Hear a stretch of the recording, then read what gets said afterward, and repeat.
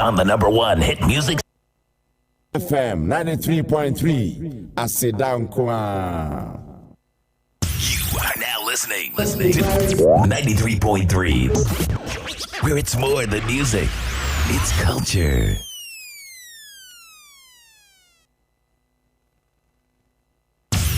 You are now listening to 93.3, where it's more than music, it's culture.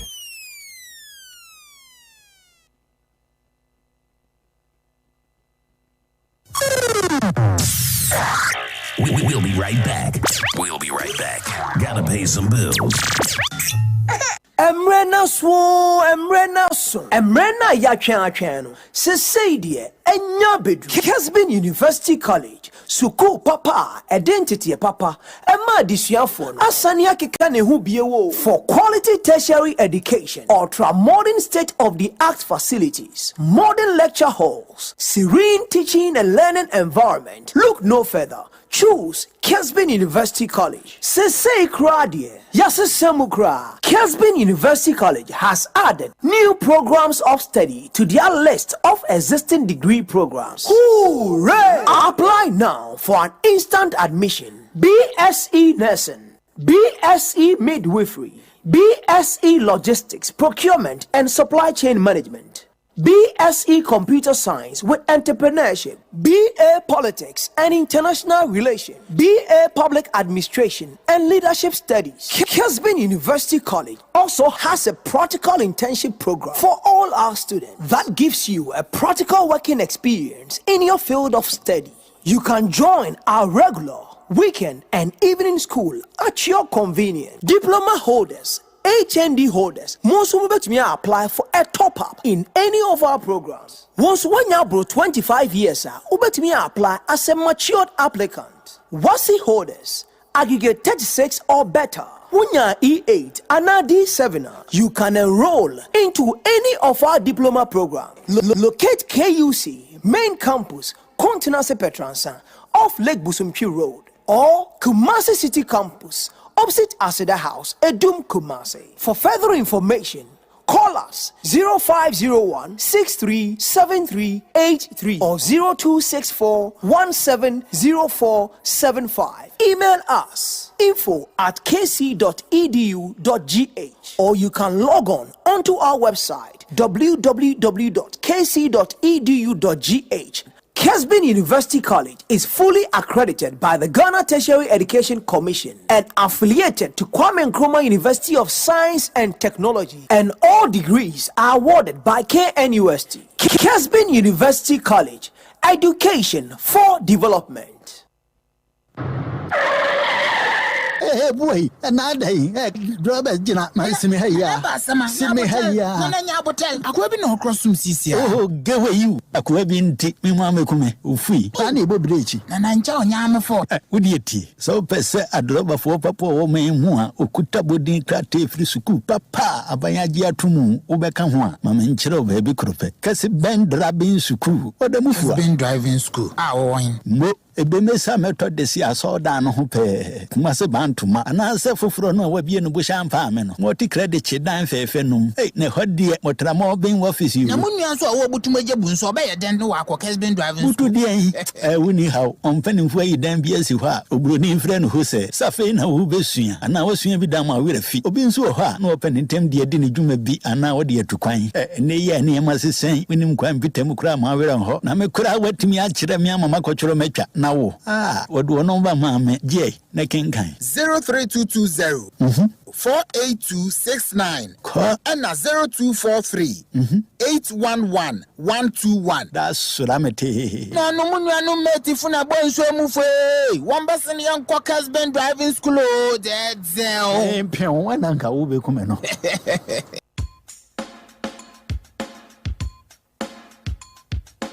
Ejomima wedi meka chinchirimu. Ye keka wadwosu ha se wa frem kire me na me so me nko hobi. Me nka nchiro bia. Also mama srin capital letters. Metiwe kwota ni kura mi hu bida. Wo kai se a quiz e de me ko bank bi. Ama omo ko bu mi fa so ma me sika nyina ayiraye no. Ana obedonfuo bi e kyira me multi credit. Banki me ne won 119 fie dionunum ni. Nanu ya fie dionunum. Me ka me kyira wo 25 years. Na every bra me de me ho bo wo mo besin ne me se. Na bra bo asesa kura.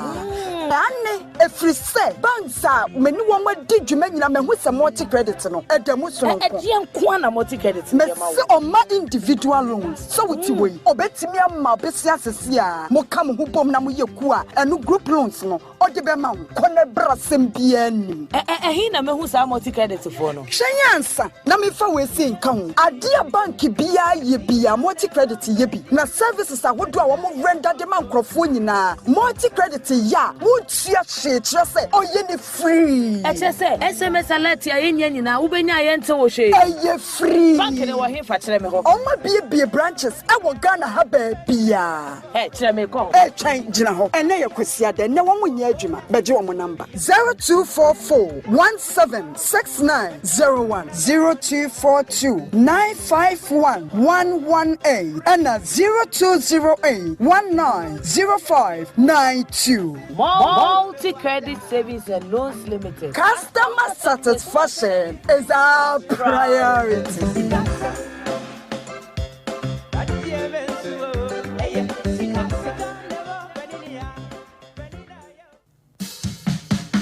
Kessben TV, we are here to make you happy. There is so much for you to see, from documentaries to African movies, music, videos, and reality shows. Our programs are number one, specially made for you and everyone. Kessben TV, quality TV for the family. Kessben TV, quality TV for the family. Kessben TV, quality TV for the family. Kessben TV, quality TV for the family. This is Kessben TV. Kessben TV on your TV DJ box. Scan now.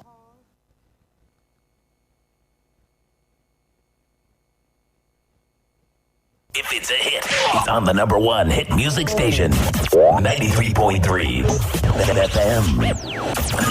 Pumping up your stereo with hot music. You are now listening to 93.3, where it's more than music, it's culture. A 24-hour economy. And by this, we will provide incentives in terms of reduction in corporate taxes and other exemptions to businesses that will sign up to the 24-hour economy initiative. And we remember in the past, but then we must also look at the security side and make sure that we provide them with security. Because remember, in the past, filling stations used to work 24 hours. Unfortunately, armed robbers started attacking them, and because of that, they all closed at about 10 o'clock. And so if we're able to provide them with adequate security, businesses and services like that, there's no reason why they can't operate 24 hours. And we'll give them the tax incentives to be able to do so. We'll identify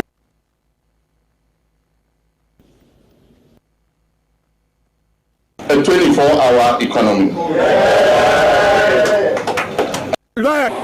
You know the Supreme Court case, the opinion of the nation. Nane say oya na dwen say wo ya hoboa na wapie free ni fie na wabesin akọ studios a won kran no e na Land Cruisers miensa ekotwa ne ho ehia ya yesi ye mane nko ene emane nko ache nti odini fie we enye former house arrest and so ya house arrest na the eba ye nti adwasafo ede no ene ye behwe say the new patriotic party whatever is going on yenyai mamamfo nkansam no anase yenka mamfo kasaboa emfa enhye bomo enumu healing time enti say healing time de krona sebisebio na enwu ya eso katakata nyina yemie bie so na yefi yemie ne ye na enko anase sen ena eho ensem etiem na yenhyase esei na yenni enkomo no yakase dwumadie nyina no Malam Yaya ena waboaboa no ya yedi ebrew ene anopei yeko na afei yene the former president His Excellency John Dramani Mahama enra opiem hanum Green Life enho ensensem opey initiative Green Life ensensem we ya na dina confused president who happens to be the former president or former as they say or the president of the Republic of Ghana na obepiem hanum de na ekoso adum no odinani ekohwe bi na okasa ede efa ho yenko ne ntie president sama odi tudwa no na yemra anopei me ba asantememu se yebeye dwumadie bi ewo ankawie Tree for Life initiative na mebesi ya no na regional minister eka atorenchen bia esi ewo edum ha nti sese a na ewie sa dwumadie no na mese mentu anamon embehwe na esi na ampanso reho efise wo hwe enyoma asai ene enkrofo stores ashe na eyade a eyo hawiye enti nedikan meda fire service for ase ene modern bo amoye ya omwetimi abre ejano ano ase na yewie ano a na yahwe na ema ni si enso ade baako a fire for aka kire me ne se ombedru ye no sen na ombetimi awuremu etimi akodum gya no eno ya ade baako a eha omuye na ohwe a yedwam bebre saa netie enti ejatomu a sen na fire for betimi edru ho etimi edum gya nentem no na abeye ohaw ama omo enti osi ye di wesu anyansa na yehwe yedwa no da ye planning ye sen na be ya bibi kosi a na etimi aso ano ntem enti yeni minister ne edwadifo no ebeka yaka kire nadmo se ombehwe na omumpe emoabi emfa mo omo kakra yeni chief of staff nso bekasa enti nya Asante regional minister ene ombeka no na yahwe emoa ebetimi de abo omo se na be ya omo so ombenya yi comfort kakra. Today, the President of the Republic of Ghana, His Excellency John Dramani Mahama, and Okasa Oba Ebeye, Bedudu Ndria, Oba Initiative, na eno, and Yedisha no Quine, a Shea, a blue light, and Oba Bekasa home. The regional minister, Dr. Frank Amwakohene, no so Ewujumediano, and as a na or Biaho Numbi, na incident Miss Yama and Bufuye, Yanko Denko Tia Sentia, and a Regional Minister Nebo Efu.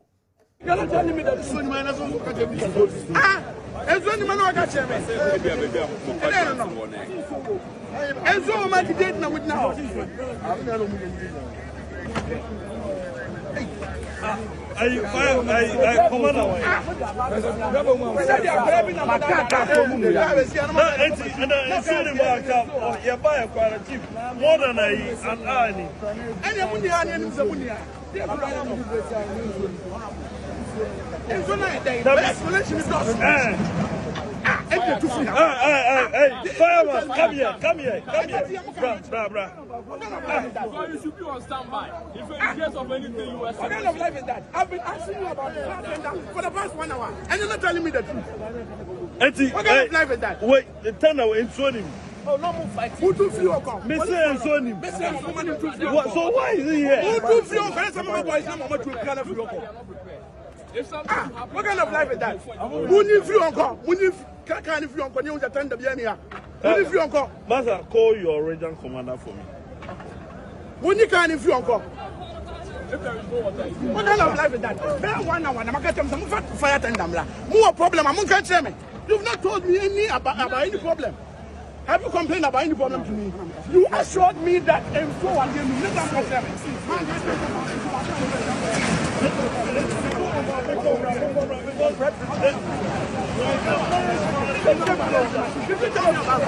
Whether you have or no. If you have a challenge, I'm here. I can call whoever I need to call. So tell me the truth. You need drip machines to help you. Tell me, did you tell me? But you assured me that you have water in the tank. And you think that people's investment will be anyhow? Will be anyhow? Will be anyhow? The drip machines. I even ordered the drip machines to come in. No. So, Madam, because the mass have been. We are the regional minister, Dr. Frank Amakwin Wajah. Ninaye, we are later deep in the night.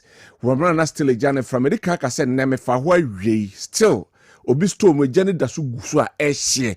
Ewo honum ti na ne boafunu na ne bodifu because fire tender na akwa akosi onuma abloko kwan according to him for about an hour na ebisu si akira nsuo wom na onya access to where eja no ancient na si hot den. So these are the questions he's asking ede efa ayesa ensem enso eho na sa eye fire ho sensem ya no mayenko adwadidi ba ko a na neja ahye ono so ede ne bufuo edigu aye politicians so ene aye Ghana Electricity Company se womo ena enei womo eka ho bi enema eja no ehye na ne okano na areho. In fact na very emotional se waba ne kuma ase se wobebobra na wabopra ba ye mfie duonu ba 21 years na asan a raise to ground zero ya chese bibia anko na said you sanigu aye politicians ne so no so mo sore a aye Lancruiser mu enom tete omo nwene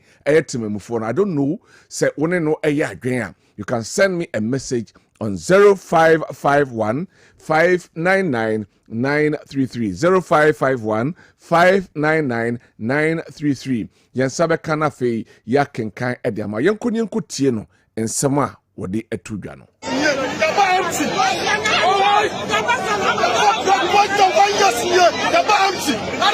like to do so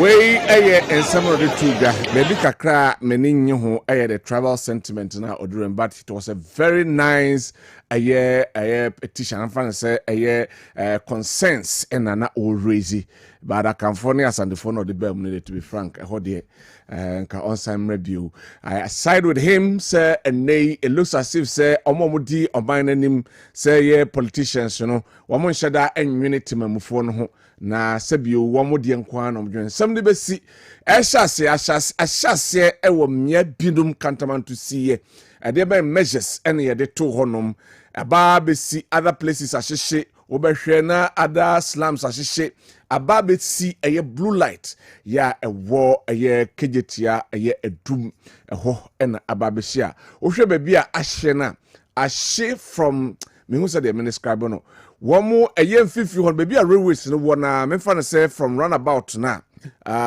before Dubai na nkasa no also roundabout sa kwan no a ede ba eye hello ni unicorn hono no ede fa central market no enim hono ebesi overhead footbridge no ni nyinada eho nyina ahye nti hweza enclave na that TV so no eho nyinada ahye nti ohwe yapade a ya hwere na branti ni dika se as ubia enwunu wom ho.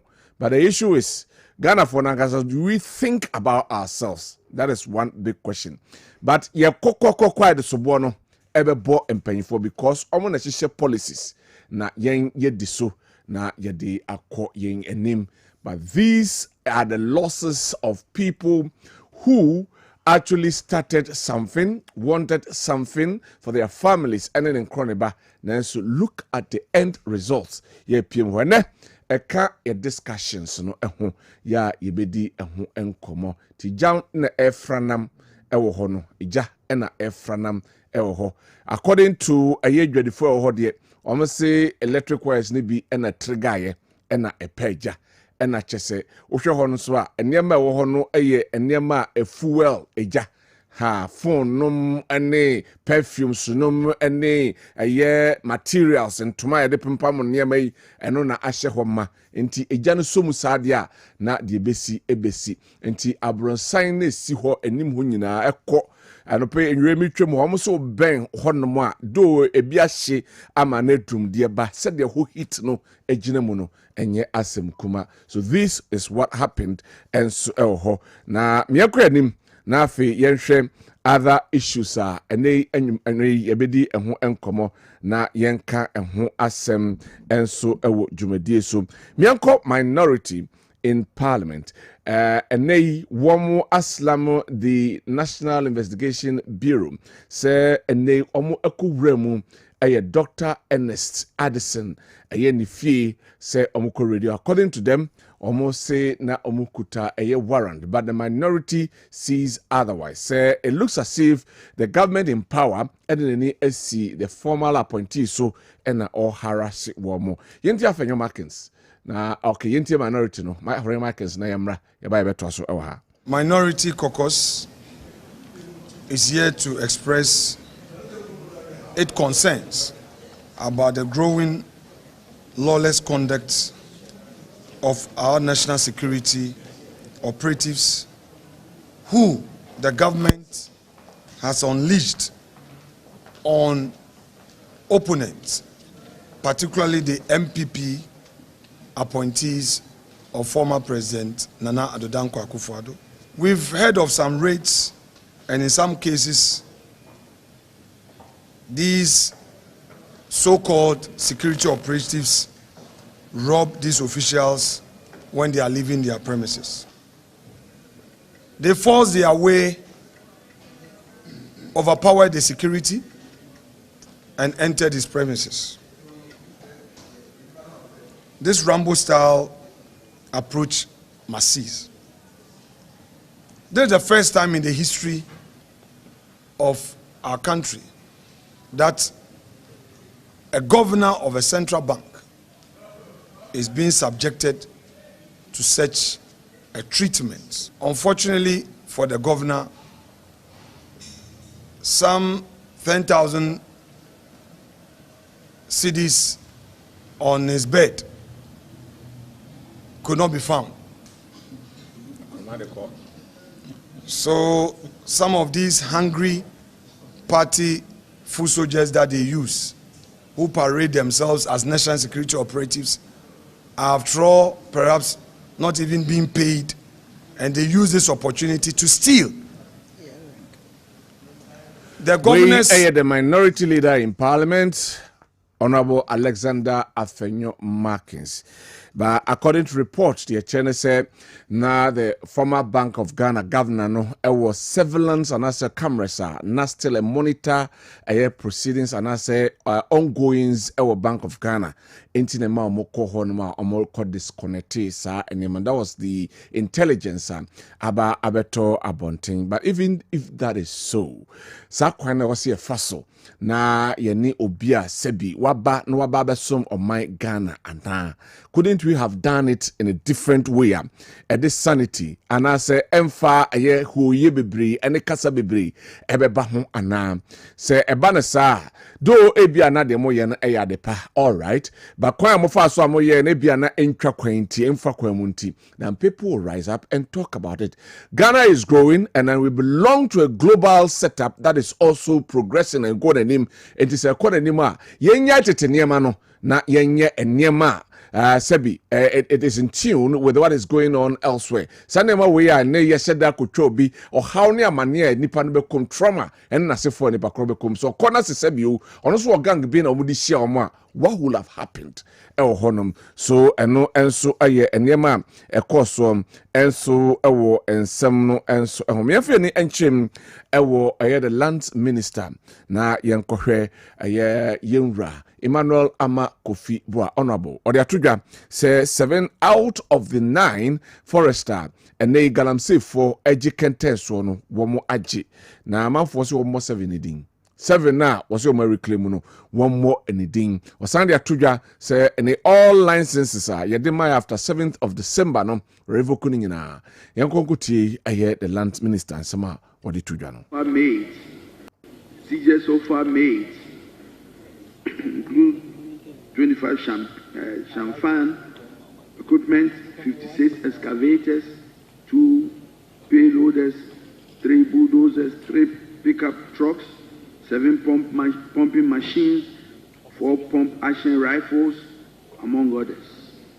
In addition, a total of 18 persons have so far been arrested and handed over to the police for prosecution. Mr. Speaker, the ministry has also undertaken engagement with key stakeholders, including members of parliament, chiefs and traditional authorities, civil society, key voices, to seek their views and support in tackling this menace. As part of His Excellency President Mohammed's 120-day social contract with the people of Ghana, my ministry has worked closely with the Attorney General and the Ministry of Environment, Science and Technology to amend LI 2462 to ban further mining in forest reserve.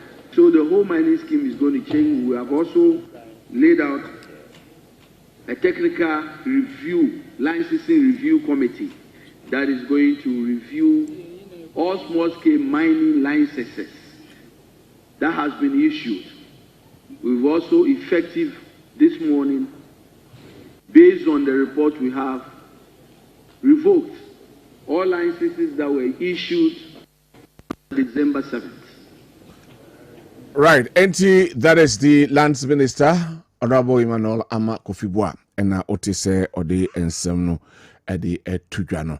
Right, Yaba Nafe Yadi and Comma so now or message them the kind of Tujano betime Ediafa 0551599933. Na afe wode ɛho ensem enso abrana said ye ɛwɔ mu a opesa okano na ode abrɛ benya daje na afe ya kenkan ɛwɔ ha ɛde amount issues no yebeli kan ahwɛ the Edum PZ area blue light area the fire situation a ɛba hɔ enkosi da ben ɛna Ghana yebɛkɔ yenim ɛde afiri hɔnom. Some of them are preventable.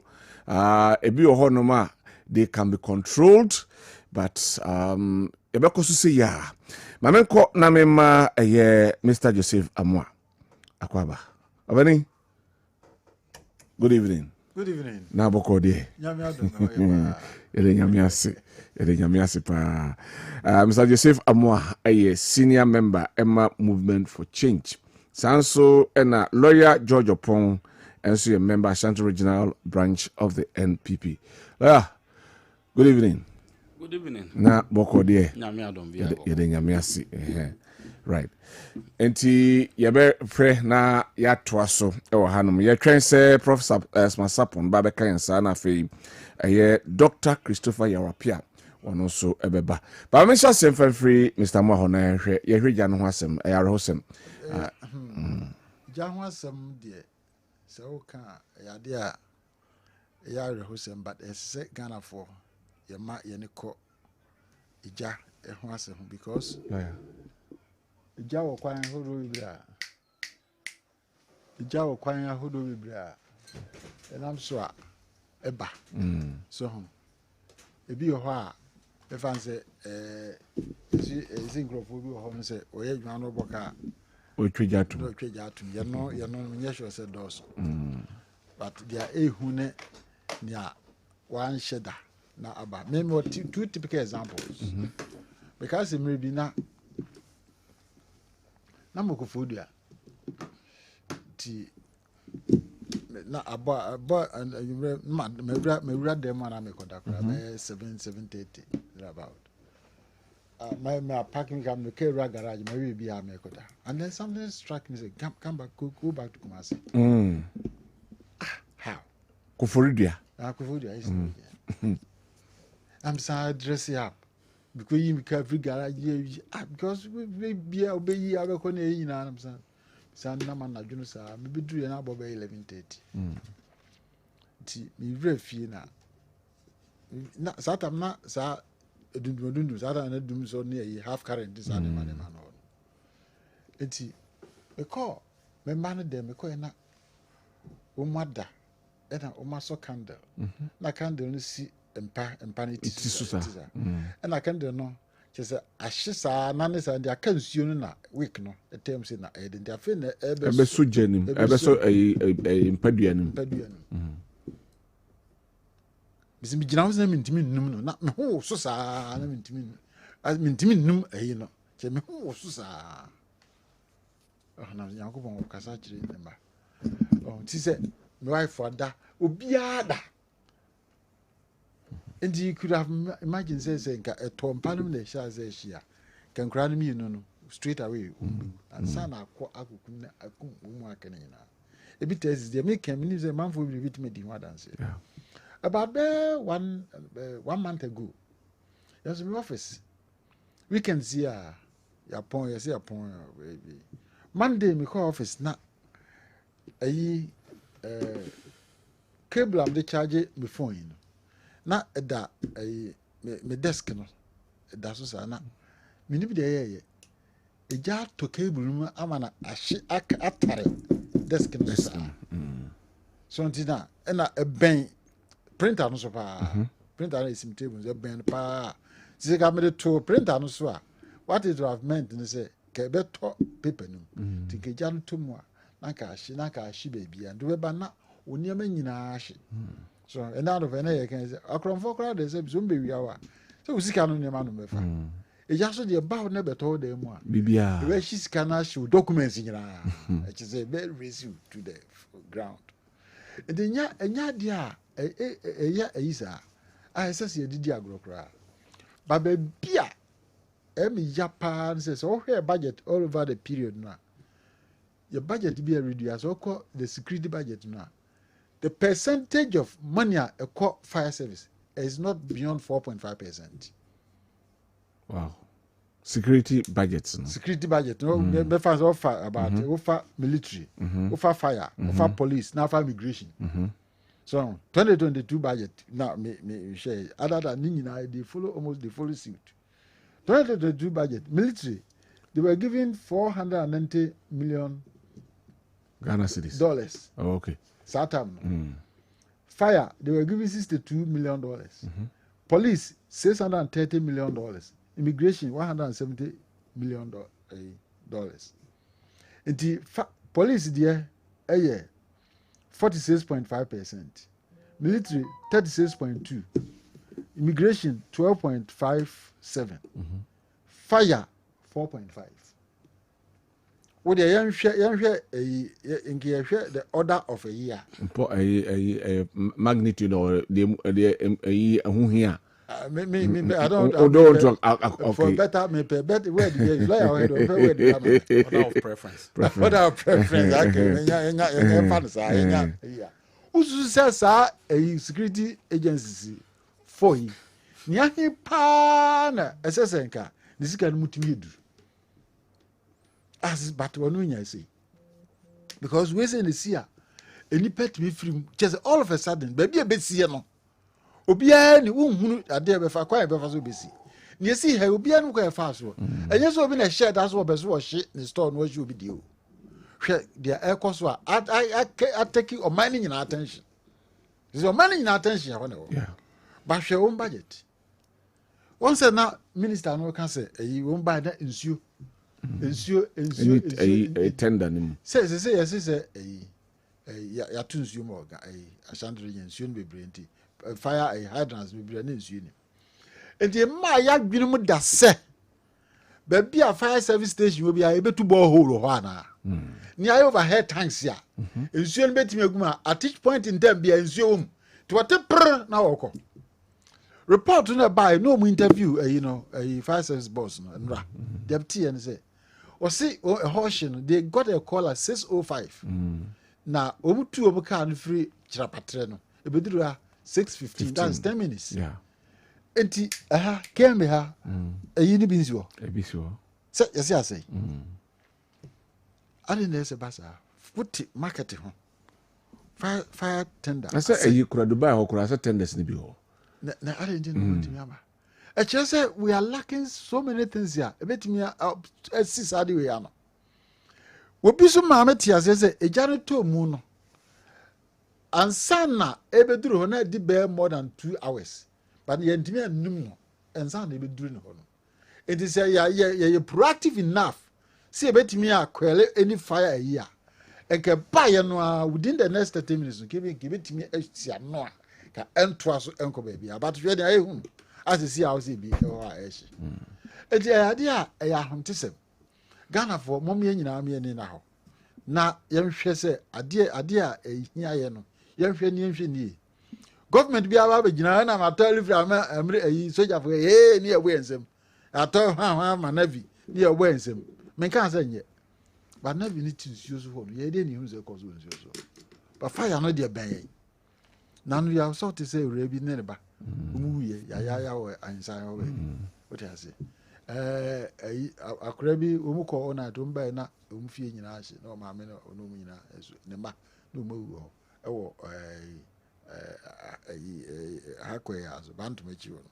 So many things are going on as far as enti sebi yeah as leaders see it too quite ti kwa brochira said you musi wo wo concerned about fire you know sani obi o hesi ana a hard drink akranti me say efiri na ekura die ehunu hwe kura afedi yehunu momiamia ni mraso nana yehwe say yebetimia ade hwe baby akubia mehunu ya na nso hye na fire tender na gina fom na tu nsuo nzataya amso na ntimi nuru baby kura wo say ko sesi aye build skyscrapers you ko baby to take area ho na ko hwe hostels ya ebi to aso 10 ebi ko as far as ntize eja to soro ho no ebe de dum and this is ye build ko Accra for instance ko Accra is ko we high rise ya ho say na nya agro e de eja to soro ho no mo a ebe de na edum no nti ye besre oman Ghana president Jomama wo de kan sama oti esrew but modina say obe allocate a lot of money akọ na yet me anya good tenders ya up to scratch modern tenders ya ebetimi meet ye demands ye requirements say anya tetwa de no a ye ba na afa ne ye twe ayi no ye twe roba namfom aye de ko ayi no ye nhwe ne me ni nko ho no na afa ye make sure say because fire sia ade ehia ensuo ade ehia ensuo wo fire tender no a o ba bi esie no ensuo kura ni ho cheze to pipe wo kira patrese sia na ze ye se eja to ba bi aje ensuo ni ho e be ne yakọ wa bra betima two borehole ade over head tanks be 5 I see so company bi a minimum ba bi a meti wa kra omu yensa nti papa ni fie no over head tanks akese be 10 and the business for business so the bia ensuo your man lies of pen was a generator is ready all the time we nya dia yintimi as a government na dia me yan say as KMA fire tenders ya na asay and KMA for ntimi nya internal general fund emfa nya fire tender no e ma ntimi nyina na so say na dia edwom na ashi o na so ho so ja to we cause fire there you can't predict it yeah everything out of bia accident crack betin accident ja to ka nu ne bia na ben na didi ba na e ba be wura yi officer na ofie te be say fire there say there you huna bre no complaints anymore ye nya discussions no ten bro for ten no eniema ehia na good tenders more than one to the scratch any ensure available water at any point in time then you can say ensure nim say na papa ebu ofu say tank ensure nim there otufiri na obesi ho what's your petrol at the empty tank ababesi ho so most of the time na omo duala on omo friend saying hydrants no jafe no obebu nsuo obe aho no yesi omo ko biebie na che say empty afe na American usu nim say ke yi announce be last week say the yebenya water problem ewa Shandere Kumasi yes because of I'm say kwai no mo ye ne Swami area hon ya. Ne ma ho bebre. Ah baby office nyina go nsuo ma. Baby will be nsuo ma. Woni data so. Wa pesi mo frefre nkrofo mo do tanks by enu be. Do baby na say omo ye construction wo eye central market no. Na omo tanks no kwasa nsuo. Na omo de abra omo de agum na omo de akọ. Yeah. Can you imagine all these things? The fire service. Now I don't blame them to do because so here Ghana forces so ye nyina ya adwen say omu nyinya ye. Enti ye ma omu enough resources on betim dem odwuma. Enti omu issues there. But the central government must be blamed.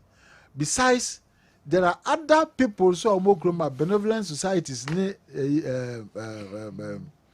Encrophobia, Omotime Buan Crofo. Yomunim Yazi Kosi, sorry. Omotime Bua, who have no Makakosi police post. No Makaway, we see, no Makaway. The best serum say, woman co fire because baby Omono Dano, baby Omotier. The fire no Baha, your police post never so. If you hear fire tenders here, if it is off, so Betimia, Omon Cambum. They be a matter of fire tender back more than one to the scratch. I bet my come abroad certain things. No some more. I have your now you may find me my woman. And so a crack many for and also my money bet me biano. Yes, I'm from woman. Now sometimes day to day, activities. Yes, you're more because a jaddy in the other for. All right.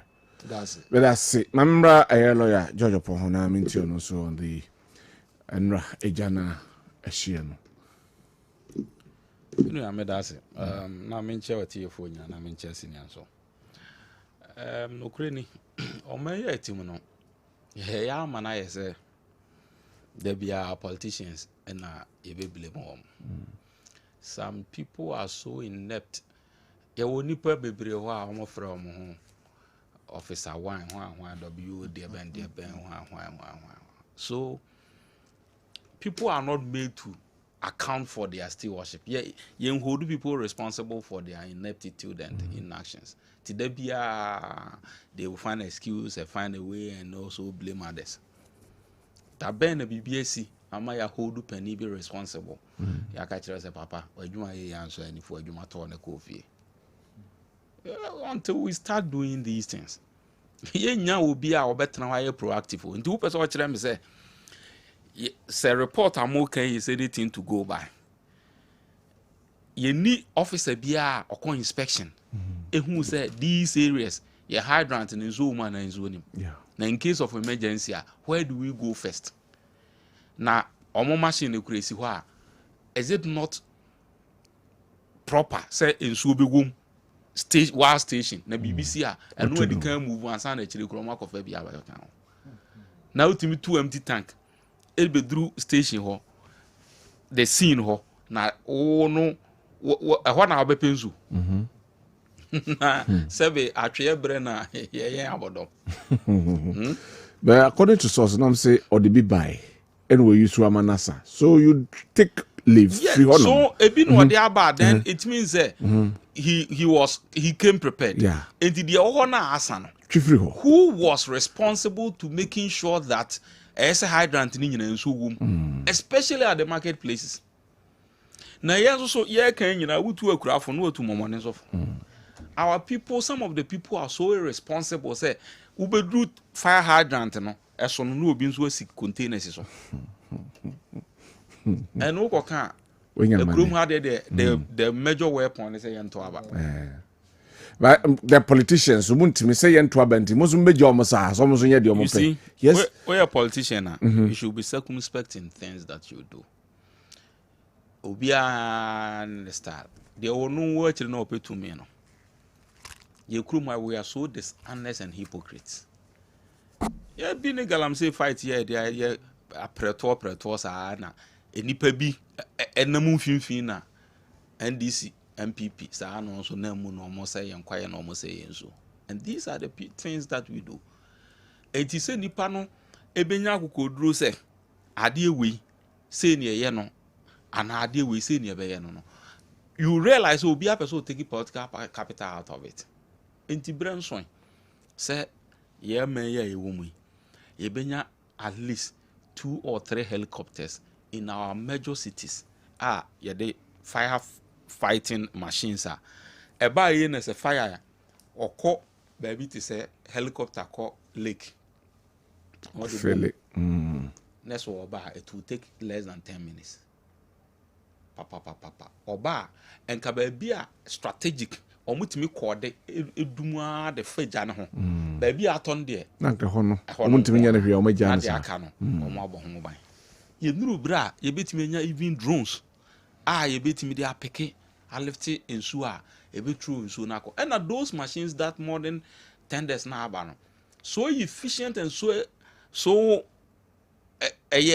modern say power any pressure edi nsuo na eba no se nsuo na ye kakra bi kura ensudu ayi dudu ebedum no bebre ene mremu ye da ho atwe ayi free fire tender ho ne de akwa kogina ho a ne ye twe hose this day and age entibra so say enema bi wo ho no ma asi enya asi awie no matter how painful it is we cannot get them back yebetimi e de ababa akekra na ebi anya ni monyamu ya na emum de ebe ne si nsu ade mfiri na going forward no so ye hye ye ne mayi na se ba ye ne se na cars na kura nya kwan timi wura mu ntam a the story could have been different na nipa no so aduru bra e se enye leaders who can stand in the face of the people and tell them this is the right thing that we are doing. Because at the end of the day, when the unfortunate happen, Safo na best blame who nipa leader na what go muma no or no na best blame. It is this same leader. Yeah. These same people. Enti and one eba ye na say baby e say kwan da ya making sure say kwan da ho baby e say nipa ntena wa making sure say nipa ntena ho any ade say wo so wudi nipa na no achi any ade a Kumasi Central Kumasi pa yes obitimi e de ade table si wototo abro e wo ka kwan no mu we ni kura sa we no pavement kitwe me dem fifi no no kura dem fifi no kura kwan we am fan say no kura the pavement the road na kasa odi abesi so say car fashion table si so a owo pan si so a chako gumu a wototo abro ebi obi chikosua obi no anwamo ebi chichichinga these are the things that cause the fire. And say yenya akukoduro ne yantimi anhwe enipa bi anim anka nkire se baafo baabi a wote no yempene ma wontena ho a I mean yemu dodo san ne tukwan ekọ amano no ekọ nkrofo okuru so kọ baabi a de eye ne ye ekrum ye betimi aye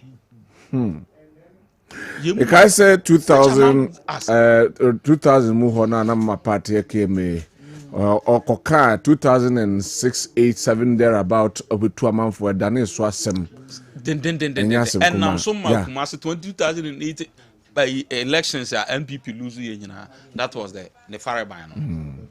Sa ne koy. So we are saying say at the end of the day now no the yensua bibi free the SCA no ne emfanya nhyehyeye emfa mo ayekuro no na these markets that we are building the modern markets that we are building no eno na say yehwe say yesi market bia na places of this nature we kura wo hwe baby are affected those areas that are not affected no eno so was similar problem BBC ho sesi here there will not be any access there will not be any road to that place so this is the time I expect the regional coordinating council, the regional minister, and the leadership to, show leadership. Baby, any city partner, they should make sure they have the war power, the political power. That is the point. Whether they would. But I think this is how you are supposed to do it. The enthusiasm with which that young man has started, we can give him the benefit of the doubt. Okay. So, bit me, and the young money dominion piano. No one yet. But at the end of the day, so it's something that we should all urge upon him to make sure say obetimi aye bibia ebeboa ama yetimi avert sa niema we here cause all the time because this is not the first time we are witnessing these kind of fire outbreaks but now no and this is severe if we cannot prevent it happening how do we avert it when it happens say esia kwa be na be fa so ayen solve eno na ese adwene ho na said aban otwa mu no etimi boama say police for nya patrol helicopters, the motorbikes and all that. The Navy are having their warships and all that. Nothing you can say. Obiti so we na ben. Now it's usually when it happens, like the pirates, those people and the terrorists and some of who almost strike one. You know the rippling effects. They can even hijack your own country. Tietimia secure internally in some.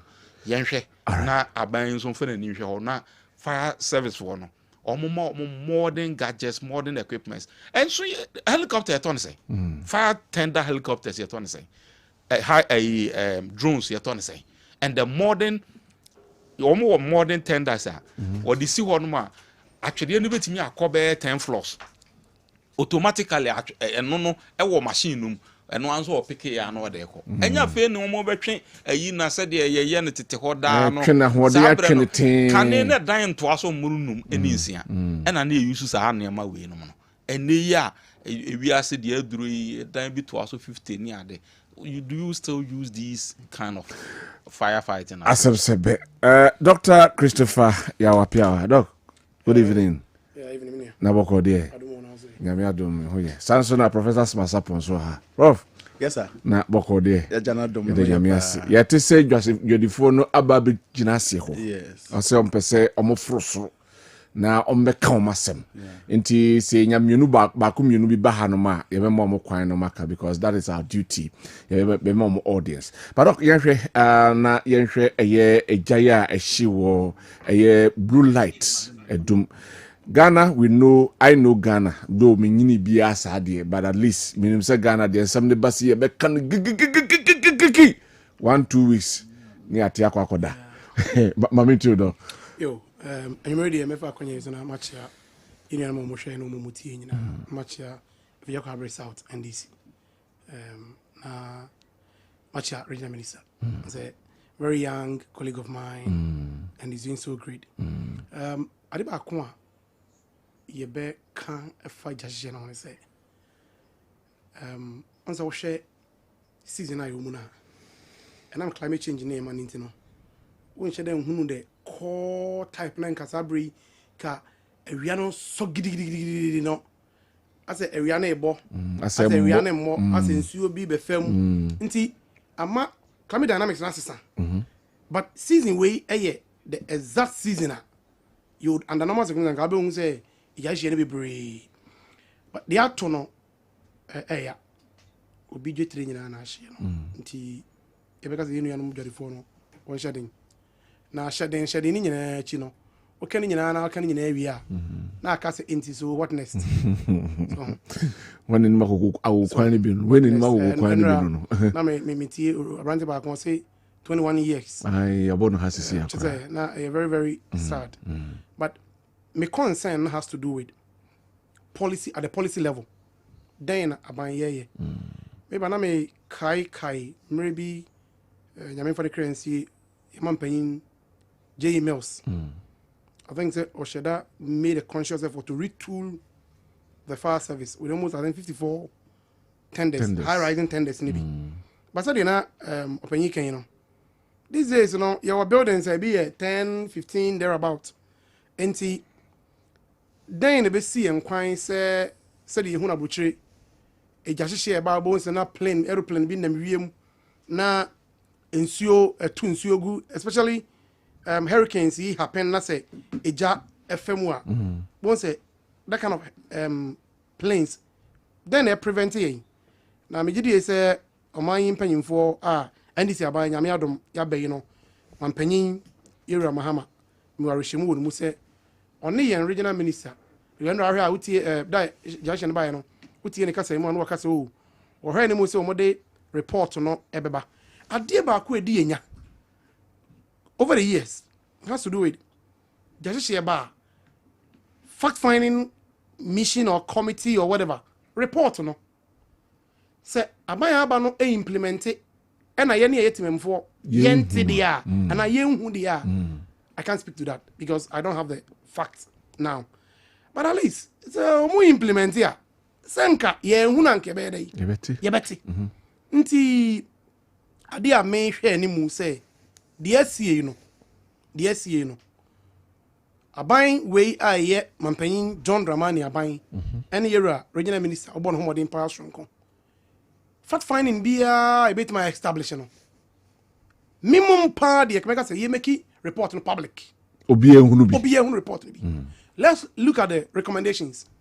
What are the recommendations? Then of course recommendation bi o ha na bia ni manimu ya no entimi nya implementable entimi nya no ene manimu ya ebi won so a immediate ai betimi aye eno ya ade ba kwa mehwe ani mu se ye beye na afi no aban no so mehwe ani mu se yen John Dramani mama aban yi ebe committee a little effort in focusing on fire service so ne be ya at least in 1 or 2 aircraft be ne be ya because ejade disaster and so there if there be disaster risk preparedness what do you do? They say or prepare say ebesi because ya ebesi a part of life but as to baby ebesi ni bre ebesi ne esia ehun sunsan so no and na wose we or prepare nti enya at least 1 flight be and I say airplane be a ebetimi say ya one mpo a say nyina ya call concran na oba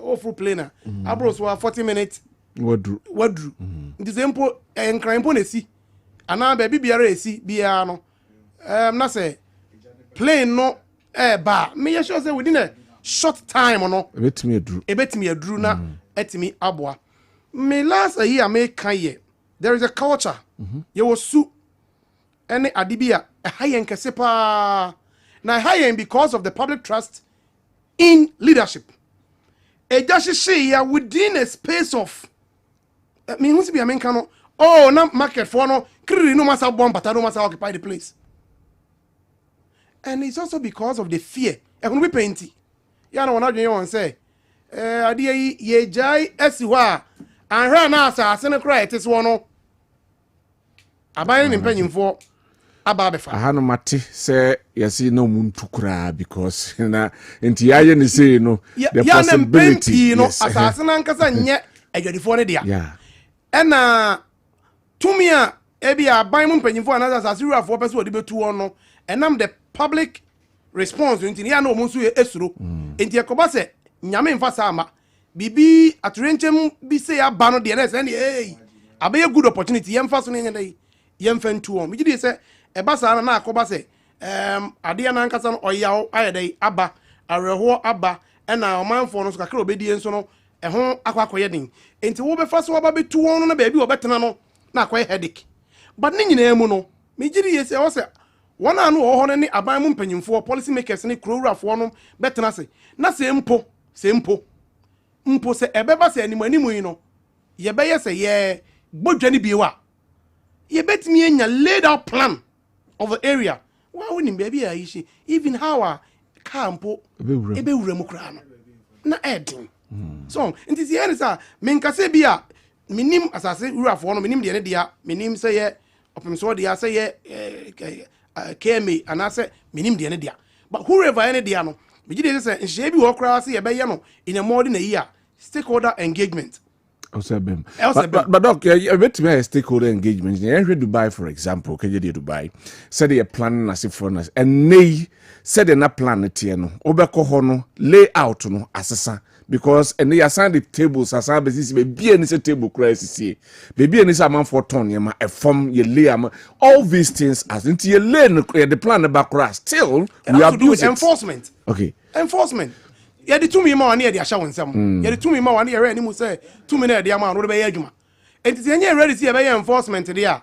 And now there is no need for us to see about what 2 million say about day. Now, me did say the politician were that well. And I make us idea to do that over the period, you know.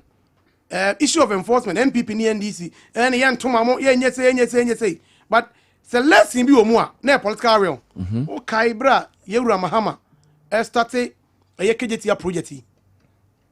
Sabi me nkama ebi num kura bon yes obo bon hwan deja because e ba and no kware die in the allocation bi a hyase no ye hyase no ma kan say oh ye wi a mam xyz we be wie no na fetch na ntimi de me madwen ye me say bi a se mpo sa amanyafo mo be wo pepa bi se mo be che biribi ama mo chidifo ne ade omo so your Ghana for in the process say mo hwehwe no factor mo say bia emphasis stores here 20% okay media minim percentage bia stores here 100 adwadifo ndie mo 80 mo simu wi a mo de 20 bema mo so mo chidifo nso omo ye Ghana for factor ni nyina wo bra mo ne omo si nkunwa num sani ebe ya enkonko ba se ye be wie no na afa nipa no omo ya dadafo no omo ti wadada no omo nya akwanya enti wonya akwanya na oso na no kona no obo ne se kona no obo wanze no wasan betena ekwan na no afa na akwa se o pam no a unsu hia vote na akwa sa ti eni me bia me gidi se wo se ye hwe na yetu ho na mo yi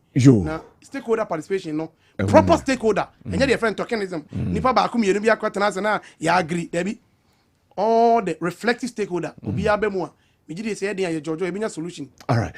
Mame call Prof Masapo ho na afei yenhwe ho no so kakra na yenhwe.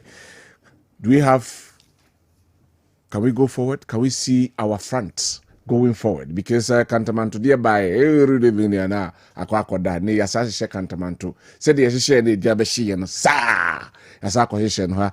Obeti na slam bi sa be hwe ne ya hye. Eye humobro over what is supposed to be done. And I say political will no na yennie see the ebeye sane man. Well, minia medo ase na ma che busuafo nso a minimum studio ni pimpum a yetie yenhwe ye wo baby bia Kessben na no kopim. Na me fasa akonya yesunso ma adwadifo no shedding.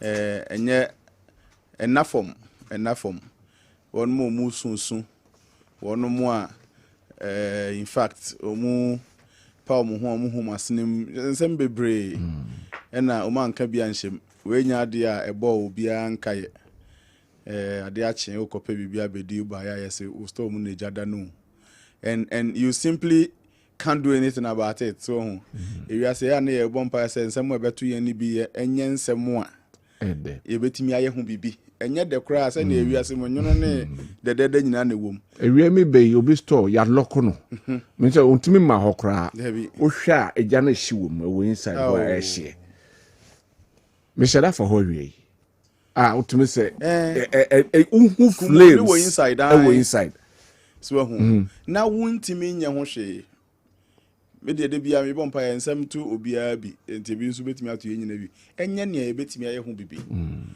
ohu na kache ho bose o meye ho bibi na ubenya rechichire wo enumu na se pa se onsa gu achi na hwe pa na eja de pa na ultimi nya ho hwe at a point including the fire service for no krano na they were helpless utie minu am akohina he got somehow furious because firefighters abedu ho and they were just like yenyina ye jengina ho ya o my ordinary o my ordinary saying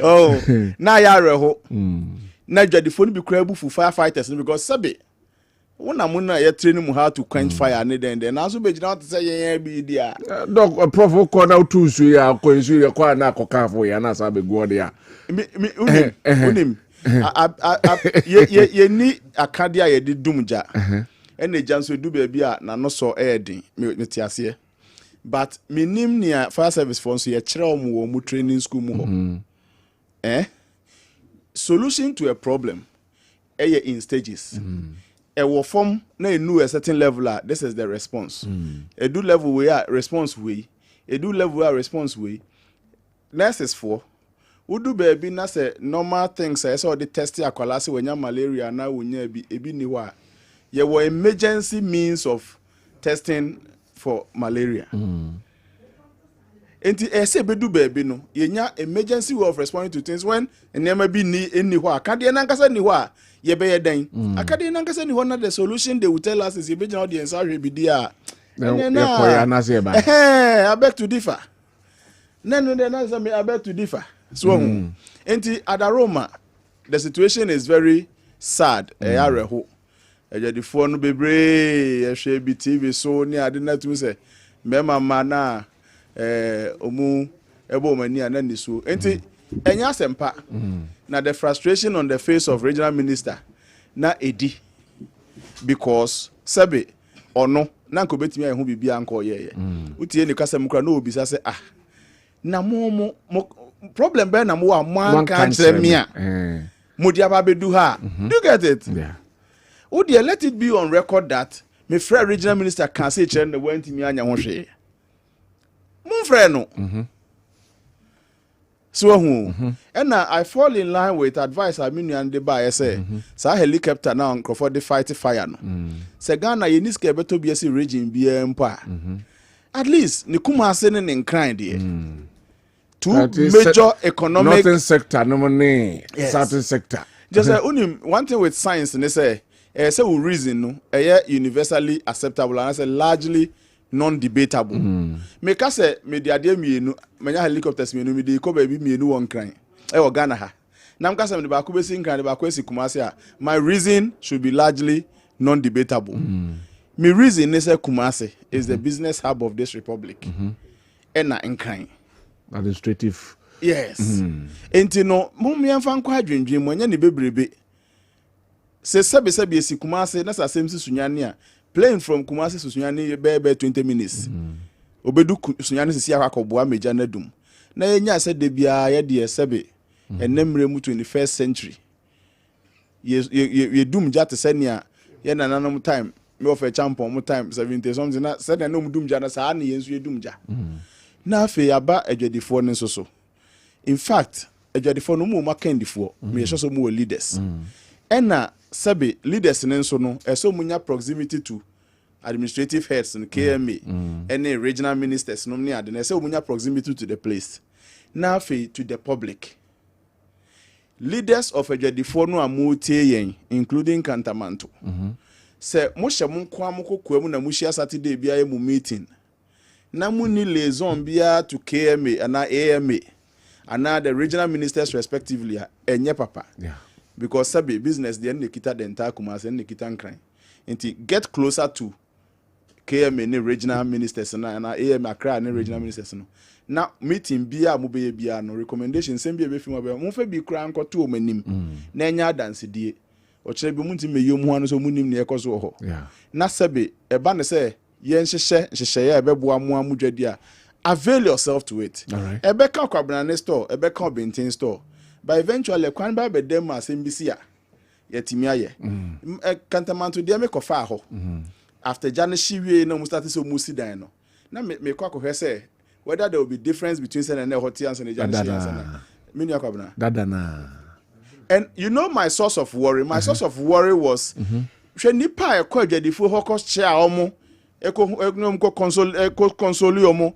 The president himself, Julius Debra, chief of staff.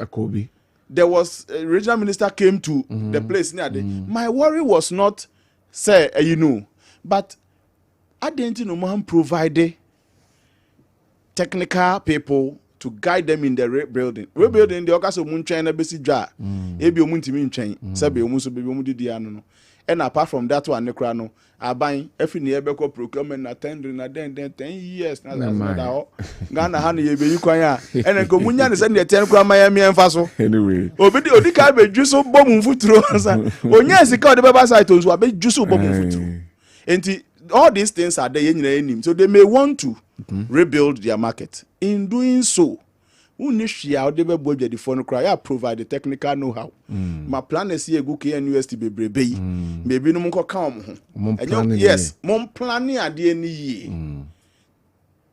Ma for a firm saying electricity company of Ghana for enkoka and I don't think stopping them will be the best because who stop you makusi da ben na wo aban oba be ready yet Ghana you Ghana for yenim ye ho say they may want to quicken up something but in rebuilding ye bestre munihia mo be boja for no cry let the technical know-how and ye hu say something new with a little science me see e be ka dwedi ni bi store kakra but omu anim say ni omu man for be kasa we be twen ho kakra we be twen kakra na obi ahya kakra na ekwan abedem mo chena bi eba say ye mompa say bibi say biemra bibi say ba the excuses the fire service gave us will not be tangible enough any all those things na master say momiamwa regional minister he wants to do something ya mo na wonti minye edwadifo ne so kra momiamwa na bi mu kra so accuse no accusing na den na so bejan na anya hwi na den ya botre asemba dia ejahye nim ne ani so hye nim sa na wuti kan mo amodwene ho wi amon call no ane ho he himself he is the same person who can help you rebuild so nti woni ne ya kenye akwasa ware o ire nya sen kra koba ne hwa na abeko enti adaroma mo wi ya mpanifo edi manim no mo nko ne ho na mbo chi no be office na mbo cha me kra me ko ho ocha Sunday Monday yeah no ocha Sunday no sorry Monday na me kan na yenko hu no then all this conversation obemu bia nema bebrebe content and one technical support ya me kan you can just pick a phone and call experts ECG for then they meboa mo ni ade na yenko yanim from here na mesre finally ye permanent solution to Germany adwahye sanema ne mana we know this particular one no say doom so ne jani doom na so na light doom na so ene boom baako recently ne ka doom so ho asem okumase energy minister kraba ha and the assurance we got was that transformers been a year in the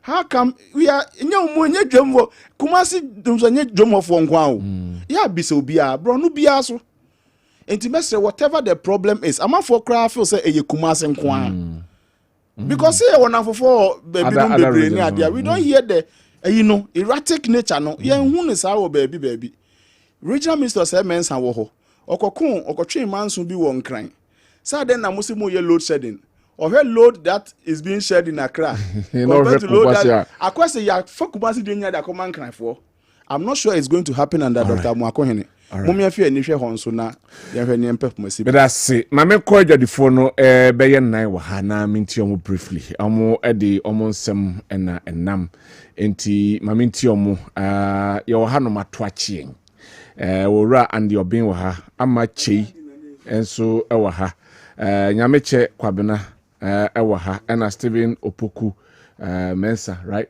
ono so e wa ha na minti omo ben fa makwaba yeja papa sabi ye adwuma na matoa yen mo haw ne sen ye das ba medical ti etifu nyina ni blue light for mutie nyina na opanyini e besrew enura na ejato baby a sabi ye didi kakra ejato ho no ye nyina e ba ti be se onya botre we ayedwadifo anwumre o mabeta Kessben anim hawo ye wo hwe o screen so no adwadifo anwumre o mabaha na egu screen so no omo de bae ni ntimi mo mu nyina nwura ha nti mpanyimfo mmeka se bia mo nti ekyese ni bre e na aba timuni mbu enum nyina na ebu anan anadwa bepiem ha bacho ane mamiti wo ye den Stephen bacho medini Andy Obin bacho all right Andy mamiti bacho nti enura ye ho na inya kose idwaneshi ye ba ampa ye ntimi amfa ye bibia se bia isu ni de ya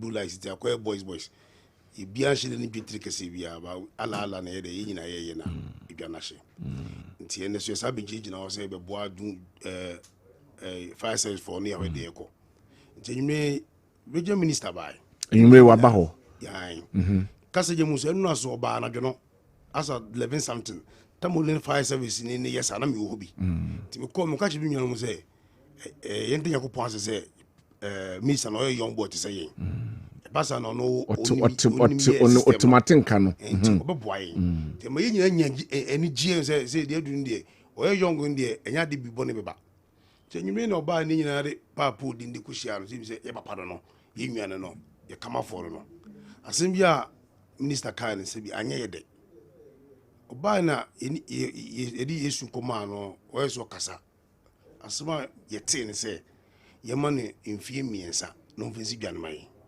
papa anye de sabi ebi to nkrankantamanto fo as you kuma so fo ndi asemba ni aye mobo inya kamafo ti mfie miensa no kan na anye mo de anye ye de papa nti nka mo pen be sen enimani ya ne ye pesen ke de yesu na on kan cheze on my up to china obetime dum jena mai na ya edma boy structures no ya transfer ye ejuma on say ehona problem no no mo amobo structures na ehona problem because mo bo a obi ya bo na said your pebia papa de say bi mo nya na say bi o enu ntina ye ni say ye young boy a oni ma de efiniti no o ma ye obi ama like wa guide ye am boy structures na men kasa ma no de but ebe ye say anye mo de no nka o Monday bi say no na nka matoa no office o so we bi papa asema be kan ye de time no wadodo enti ye de nka sei ni ena nka be ye pese ye yo no but mamitu ye ni kama fo ntina ye de yasem nya be da Kessben okay no se Kessben de